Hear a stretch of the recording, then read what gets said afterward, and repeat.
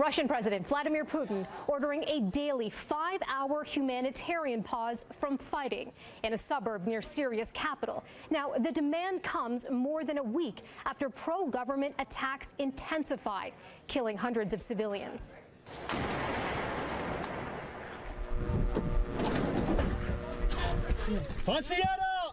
Eastern Ghouta experiencing some of the bloodiest violence of Syria's 7-year civil war.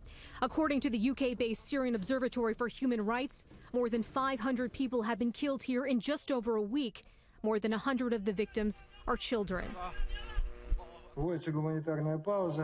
Now, Russia's defense minister says Putin has ordered a truce, calling for fighting to stop between 9 a.m. until 2 p.m. on a daily basis starting tomorrow, with the goal of reducing civilian casualties.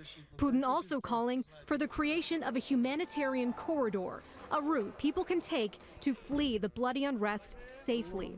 So what kind of influence does Moscow have on the ground?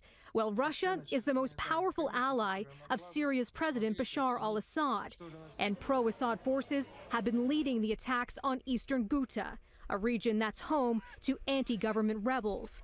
Putin's orders follow a demand over the weekend from the United Nations Security Council, calling for a 30-day ceasefire in Syria. The U.S. ambassador to the UN, Nikki Haley, she accused Russia of delaying the UN vote for several days by asking for minor changes to the draft. Just hours after the UN's unanimous adoption of the ceasefire, fighting resumed. And yesterday, health officials in Syria said several people had suffered symptoms consistent with chlorine gas exposure. The European Union today expressing alarm over the escalating conflict. I am extremely concerned, and the ministers as well, about the increase of military operations all over Syria from different actors, obviously first and foremost by the regime and its supporters.